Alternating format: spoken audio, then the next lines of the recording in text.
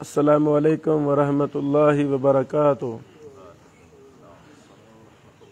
بسم اللہ والحمد للہ والصلاة والسلام علی رسول اللہ، اما بعد، فقال رسول اللہ صلی اللہ علیہ وسلم: الامام ضامن والمؤذن مؤتمن، رواہ ترمذی۔ رسول اللہ صلی اللہ علیہ وسلم نے فرمایا کہ امام ضامن ہے۔ ضامن کے دو مطلب ہیں، ایک جو عام ہمارے عرف میں ضمانت کے معنی میں لیا جاتا ہے، یہاں وہ مراد نہیں ہے۔ یہاں مراد ہے کہ امام لوگوں کی نمازوں کا محافظ ہے، نگہبان ہے، نگران ہے، اس معنی میں ہے۔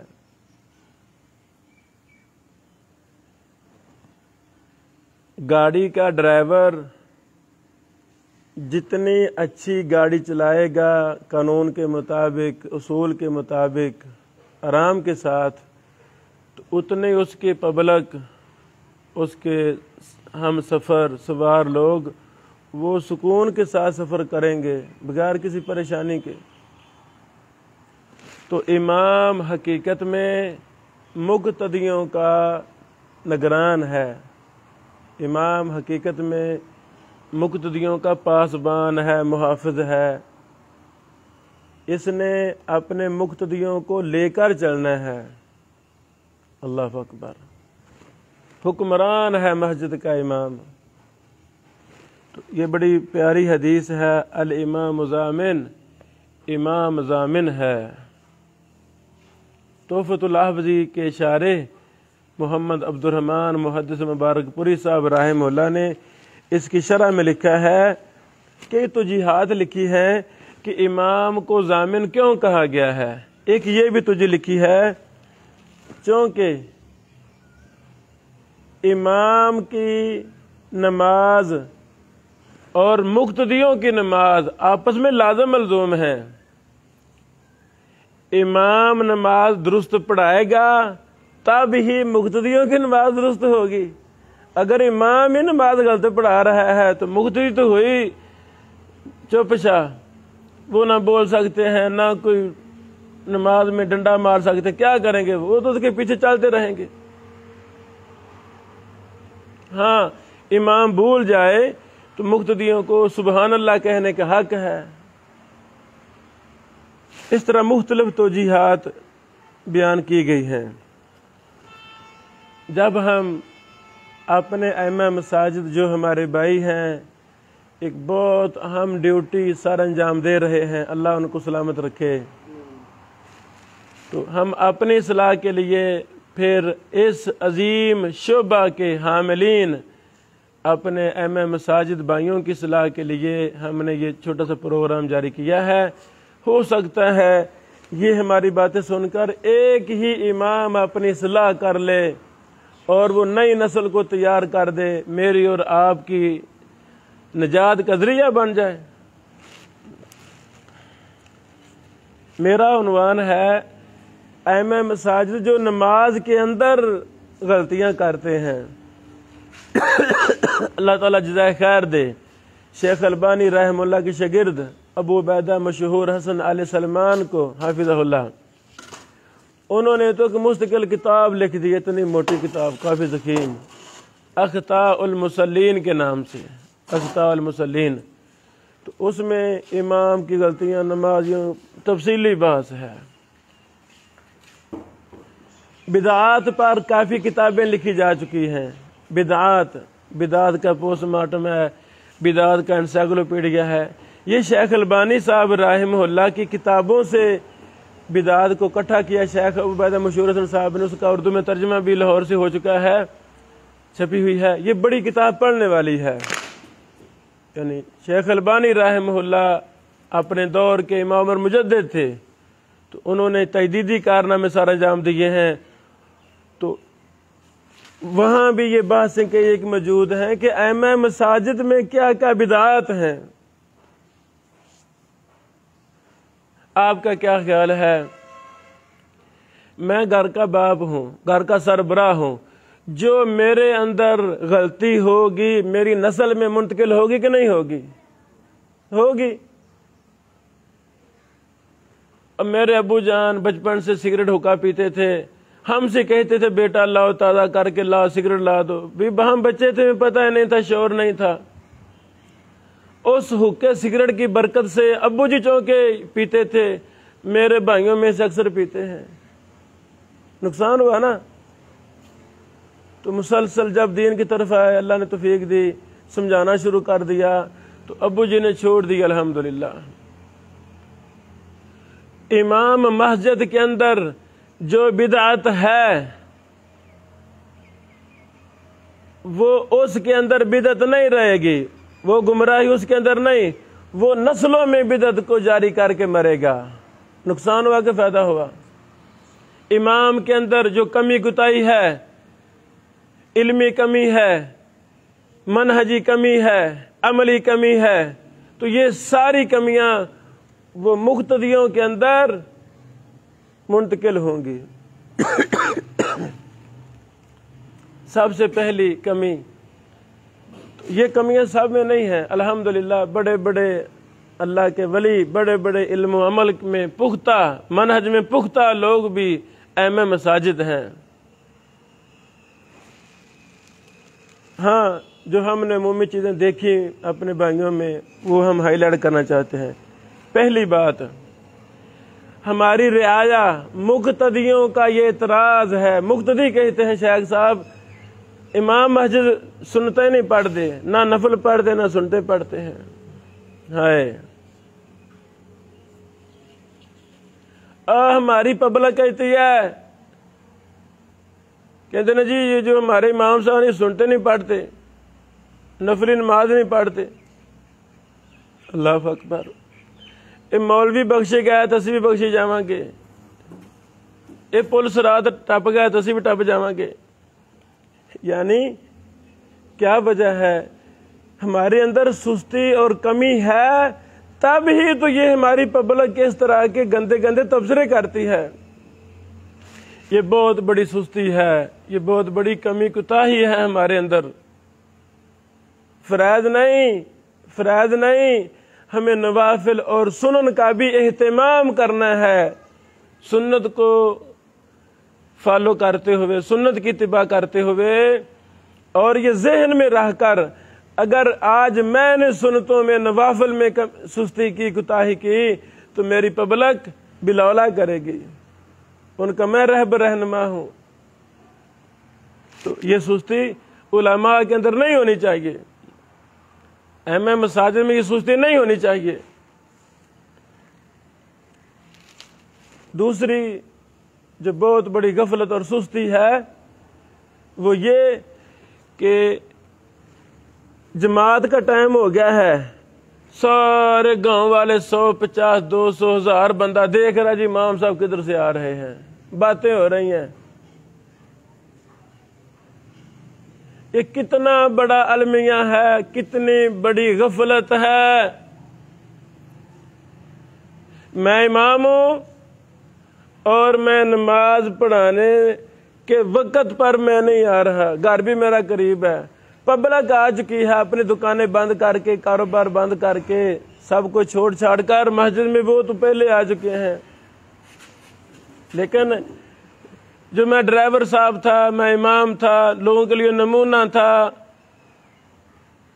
میں نہیں آ رہا، لوگ باتیں کر، لو جی امام صاحب نہیں آئے۔ یعنی اللہ من رحم ربی، ورنہ یہ بہت بڑی بیماری بن چکی ہے، یہ نہیں ہونی چاہیے۔ موطا امام مالک کے اندر کتاب الصلاۃ کے شروع میں عمر بن خطاب رضی اللہ تعالیٰ عنہ نے ایک خط لکھا تھا، اپنے متحد گورنروں کو خط لکھا تھا، عاملین کو لیٹر لکھا تھا کہ لوگو اگر تمہارے اندر نماز کی سستی ہوئی میں سمجھوں گا تم دوسرے کاموں میں بھی سست ہو۔ نماز کی سستی برداشت نہیں ہے مجھے پتہ چل گیا کہ کوئی شخص کوئی عامل نماز میں سستی کرتا ہے میں اس کو برداشت نہیں کروں گا. ہاں جو شخص نماز کی سستی نہیں کرتا وہ انشاءاللہ دوسرے کام جو امور ہیں انتظامی معاملات ہیں حکومت کو لے کر چلنا ہے وہ انشاءاللہ ان میں کبھی سستی نہیں کرے گا. میں کافی تلاش کرتا رہا کہ یہ انہوں نے خط کب لکھا، تو جو مجھے مختلف شواہد ملے جب امیر المومنین عمر بن خطاب رضی اللہ تعالیٰ عنہ خلیفہ بنے تھے سب سے پہلا آرڈیننس عاملین کو جنہوں نے جاری کیا تھا وہ نماز کی حفاظت کا جاری کیا تھا. میرے سمیت ہمارے حکمرانوں سمیت کوئی سکول سسٹم چل رہا ہے اس کے سمیت، یعنی جہاں بھی لوگ انسان بستے ہیں کام کر رہے ہیں جو نماز میں سست ہیں وہ دوسرے کاموں میں بلاولا سست ہیں. محمد رسول اللہ صلی اللہ علیہ وسلم نے ارشاد فرمایا، اللہ تعالیٰ نے فرمایا اے میرے بندے میری عبادت کے لیے وقت نکال.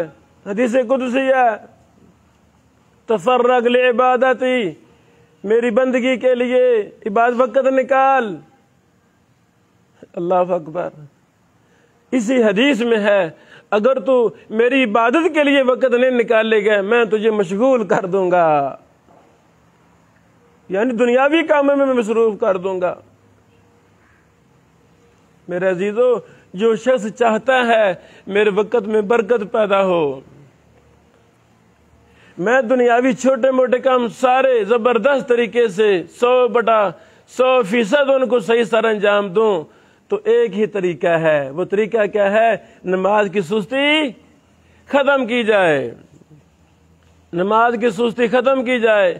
اور جب میں مسجد کے ساتھ میرا گھر ہے 70 بندے 70 بابے بچے نوجوان آ بیٹھے ہیں آ چکے ہیں ٹائم پر، میں گھر سے اٹھ کر نہیں آ سکتا تو میں سفر میں نمازوں کا میرا کیا حشر ہوگا؟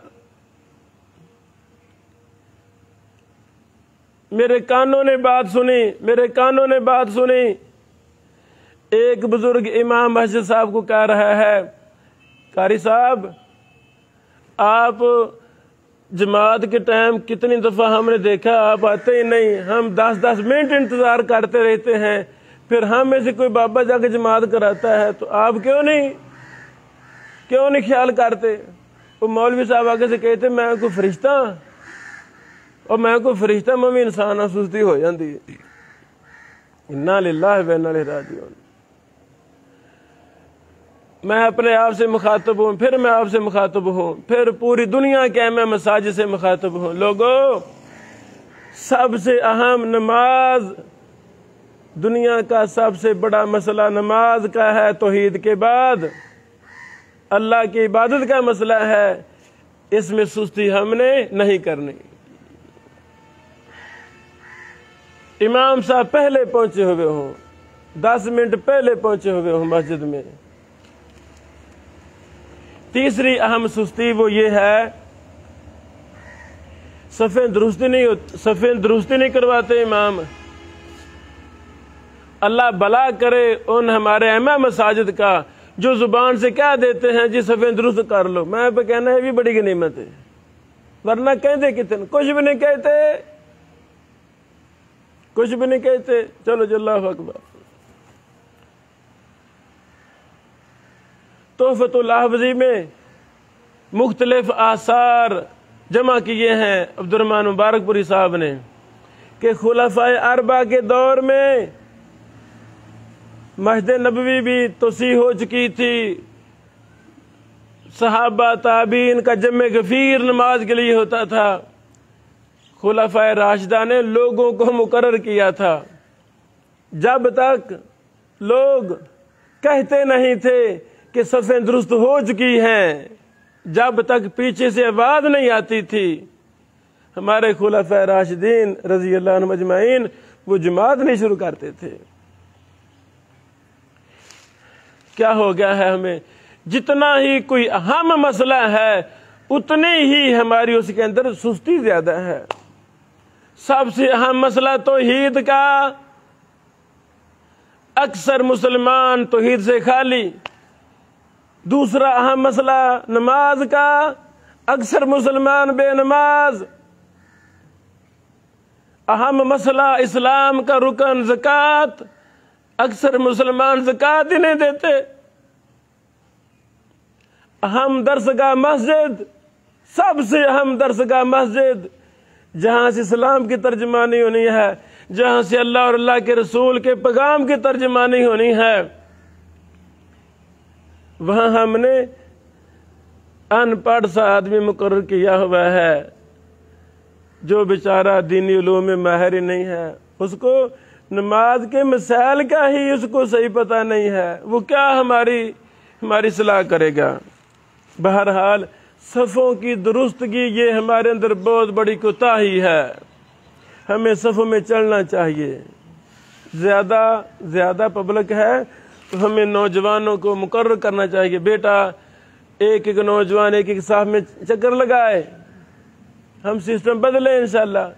چلو 2-4 دن بابے باتیں کر لیں گے نا، پھر کیا ہوا؟ اور پھر کیا ہوا؟ سنت زندہ ہو جائے گی، صف کا اہتمام ہونا شروع ہو جائے گا۔ اللہ اکبر۔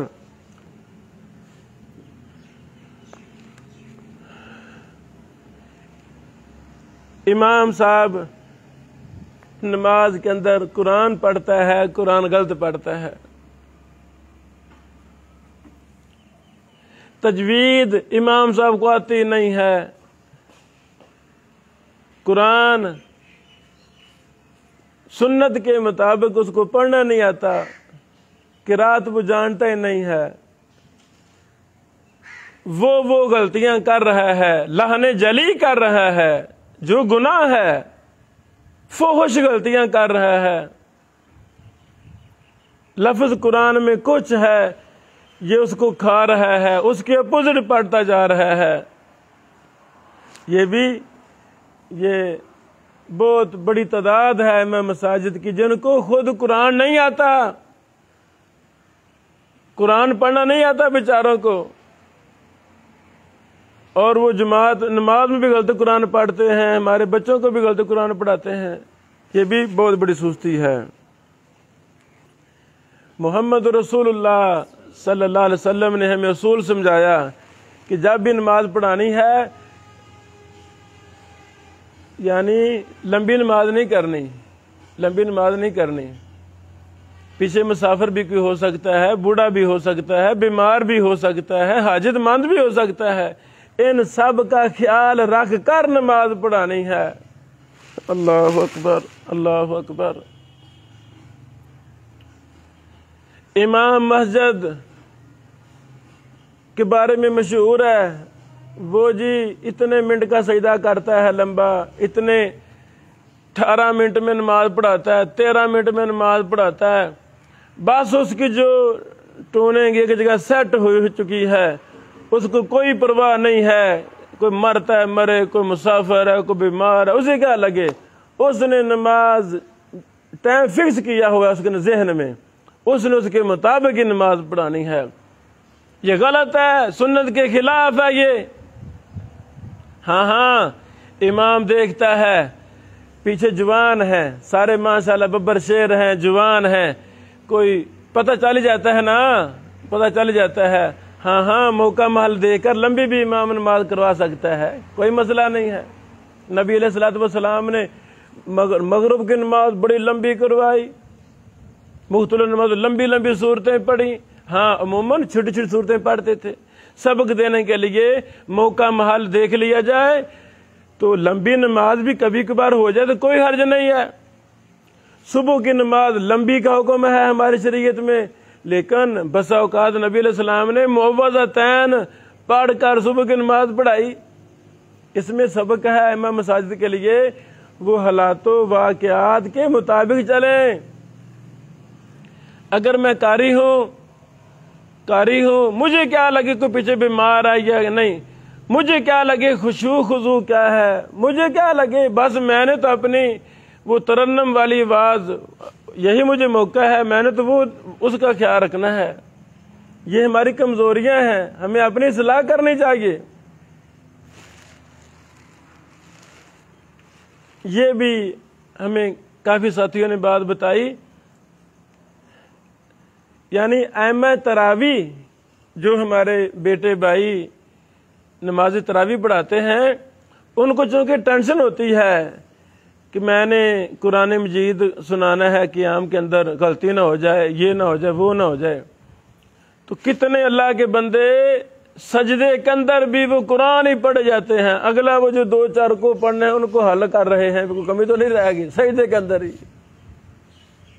محمد رسول اللہ صلی اللہ علیہ وسلم نے فرمایا، لوگوں رکوع سجدے میں قرآن نہیں پڑھنا۔ دیکھو، اور رکوع سجدے میں قرآن پڑھنا گناہ ہے۔ یہ بھی ہماری غفلت نہیں، مذاق ہے، حرام کام کا ہمارے ائمہ تراویح ارتکاب کر رہے ہیں، ایسے نہیں ہونا چاہیے۔ صحیح مسلم میں حدیث ہے، نماز تراویح کے حوالہ سے ایک اور بڑی سستی ہے۔ نبی علیہ الصلوۃ والسلام نے جب تراویح باجماعت آپ علیہ السلام پڑھاتے تھے، تہجد کی نماز تراویح، تو پہلی 2 رکعتوں کو ہلکا پڑھاتے تھے، مختصر پڑھاتے تھے، اور نبی علیہ الصلوۃ والسلام نے پہلی 2 رکعتیں تہجد کی تراویح کی، ان کو مختصر پڑھا ہے۔ صحیح مسلم کے لفظ ہیں، خفیفتین پڑھا ہے، ہلکا پڑھا ہے۔ ہمارا سارا زور پہلی 2 رکعتوں میں ہوتا ہے، لو جی جتنا لمبا ہو سکتا ہے کر لو۔ یہ بھی ہماری غلطی ہے، ہمیں سنت کے مطابق نماز ادا کرنی چاہیے۔ پتہ نہیں ائمہ تراویح کو بتایا نہیں جاتا یا کیا، ان کو پتہ نہیں مسئلے کا۔ سنت کیا ہے؟ پہلی 2 رکعتیں ہلکی پڑھائی، مختصر پڑھائے جائیں۔ بہرحال اللہ اکبر۔ اسی طرح ایک بہت بڑی سستی، تعدیل ارکان میں تعدیل کا، اطمینان کا، سکون کا خیال نہیں رکھا جاتا، بس جلدی جلدی نماز پڑھائی جاتی ہے، یہ بھی بہت بڑی سستی ہے۔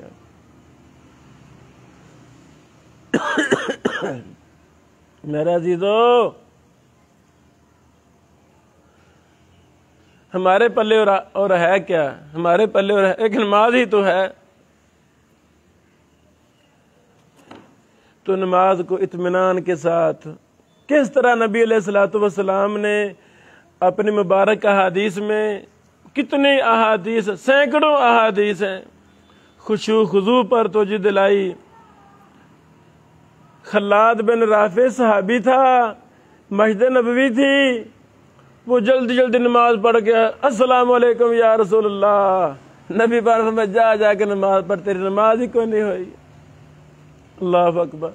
صلی فإنک لم تصلی ارجع فصلی فإنک لم تصلی، اے خلاد تو نے نماز نہیں پڑھی، جا کے نماز پڑھ۔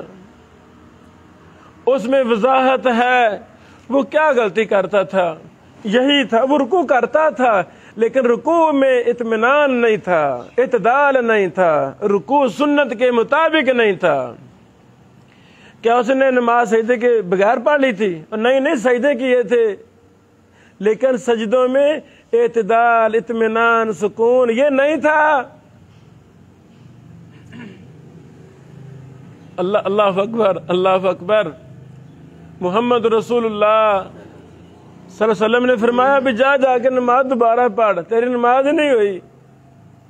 میرے عزیزو، کیا آپ کا خیال ہے؟ پبلک کو چھوڑیں، پبلک کی میں نہیں بات کر، میں امام کی بات کر رہا ہوں، میں امام کا رونا رو رہا ہوں۔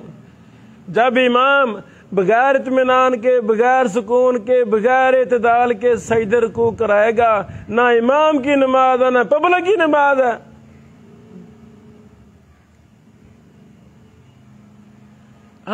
ہم سب سے مخاطب ہے، اہل حدیث سے بھی مخاطب ہے، اہل سنت سے بھی مخاطب ہے، یعنی جتنے بھی ہمارے مسلمان بھائی ہیں، ائمہ مساجد، ہم سب سے اللہ کے لیے ہم وعدہ لینا چاہتے ہیں، لوگوں نہ اپنی نمازوں کو ضائع کریں، نہ اپنے مقتدیوں کی نمازوں کو ضائع کریں۔ بڑے اطمینان سکون کے ساتھ نماز پڑھیں۔ نماز جنازہ کا کیا حال ہم دیکھتے ہیں، نماز جنازہ کا کتنی تاکید فرمائی میرے پیغمبر نے، لوگوں جب جنازہ پڑھو فخلصوا لہ الدعاء، مخلص ہو کر اخلاص کے ساتھ میت کے لیے دعا کرو۔ میرے پیغمبر علیہ السلام جنازے میں اس طرح دعائیں پڑھتے، ٹھہر ٹھہر کر، لمبے لمبے نبی پاک نے جنازے پڑھائے، صحابہ کہتے ہیں کاش یہ جنازہ میرا ہوتا۔ اب 30 سیکنڈ میں جنازے ہو رہے ہیں، 40-50 سیکنڈ میں جنازے ہو رہے ہیں۔ اللہ کی قسم جنازہ کتنا اہم تھا، آخری حق ہے اس بندے کا پبلک پر، آخری حق ہے، تو ہم نے اس حق کا بھی مذاق اڑا دیا۔ ہم نے کہا لو جی ایک کیڑا حق کے منٹ لا کے پرا۔ اللہ تعالی ہماری اصلاح فرمائے، اللہ تعالی ہماری اصلاح فرمائے۔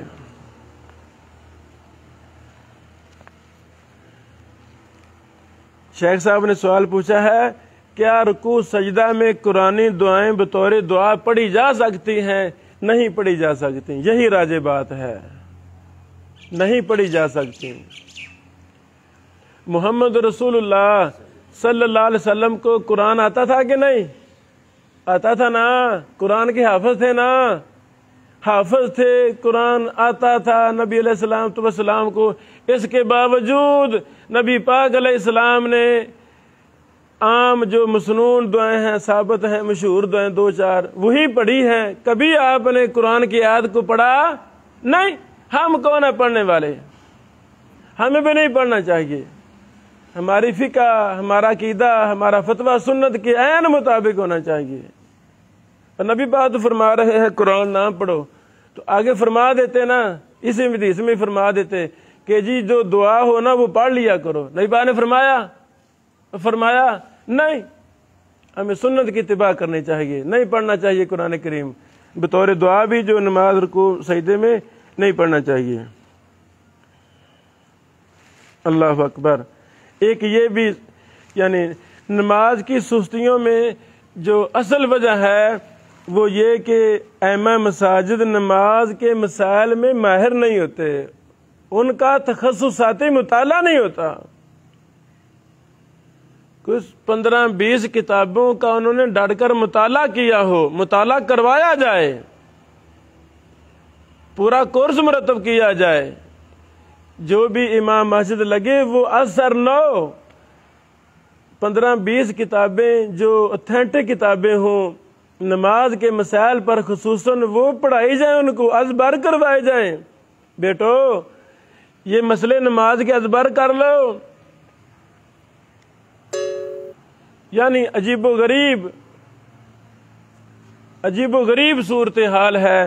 تو یہ سستیوں کی بڑی وجہ یہ ہے کہ ہم نماز کے مسائل میں ماہر نہیں ہیں، تو ہمیں ماہر بننا ہے انشاءاللہ، یہ سستی بھی ختم کرنی ہے۔ ایک اور بہت بڑی سستی، امام صاحب نماز پڑھا رہے ہیں، پیچھے سے مقتدی آ رہے ہیں، کسی نے سورۃ فاتحہ شروع کی ہے تو وہ بھی نماز کی جماعت کے ساتھ مل گیا، ساتھ سلام پھیر رہا ہے۔ کسی مقتدی نے آدھی سورۃ فاتحہ پڑھ لی ہے تو وہ بھی ساتھ، پڑھی گئی ہے پھر بھی نہیں پڑھی گئی پھر بھی۔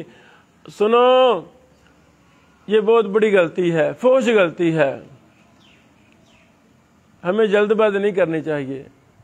امام کی اقتداء کا حکم ہے، یہ ائمہ مساجد کو مسائل مقتدیوں کو سمجھانے چاہیے کہ بھائیو اگر سورۃ الفاتحہ مکمل آپ نہیں پڑھ سکے امام کے پیچھے تو تمہاری وہ رکعت ہوئی نہیں ہے، وہ رکعت نہیں ہوئی۔ آدھی پڑھ لی ہے سورۃ فاتحہ، آدھی نہیں پڑھی گئی تو رکعت ہوئی نہیں ہوئی۔ لا صلاۃ لمن لم یقرأ بفاتحۃ الکتاب۔ اور سورۃ فاتحہ آدھی سورت مراد نہیں ہے، پوری سورت مراد ہے۔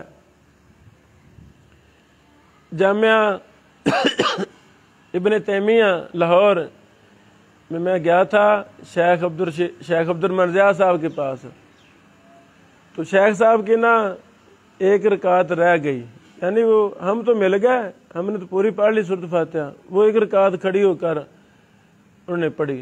تو میں نے پوچھا شیخ صاحب مجھے کہتے کہ میں نا سورۃ فاتحہ بھی آدھی میں نے پڑھی تھی، آدھی میں نہیں پڑھ سکا تھا، تو اس لیے پھر مجھے ساری رکعت دوبارہ دہرانی پڑی۔ یہ بھی ہماری سستی ہے، ہمیں اس کو بھی دور کرنا چاہیے۔ یہ بھی ایک سستی ہے کہ بعض ائمہ نماز بڑی جلدی جلدی پڑھا دیتے ہیں، یہ بھی گناہ ہے، کبیرہ گناہ ہے، نماز کو سنت کے مطابق پڑھانا چاہیے۔ اس طرح اور بھی سستیاں ہیں، ہمیں پتہ ہے، پبلک بھی ہمیں سمجھاتی رہتی ہے، ہمیں خود بھی پتہ ہوتا ہے، تو ہمیں نماز میں کوئی سستی وغیرہ نہیں کرنی چاہیے۔ اللہ تعالیٰ ہمیں نماز کو خشوع خضوع کے ساتھ سنت کے مطابق ادا کرنے کی توفیق عطا فرمائے۔ بارک اللہ فیکم۔